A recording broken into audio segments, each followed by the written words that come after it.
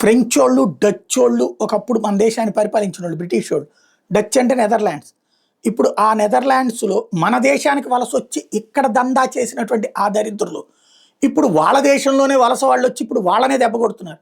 దరిద్రం ఏంటంటే France, Netherlands, British ఈ ముగ్గురు కూడా భారతదేశం మీద వ్యాపారం కోసం అని చెప్పి వచ్చి ఇక్కడ నిదానంగా రాజుల మధ్యన ఉన్నటువంటి స్పర్ధలను అడ్డు పెట్టుకుని ఆయుధాలు ఇచ్చి డబ్బులు ఇచ్చి ఆ దేశాన్ని తమ గుప్పెట పెట్టుకుని ఇక్కడ తమ పరిపాలనలు సాగించారు.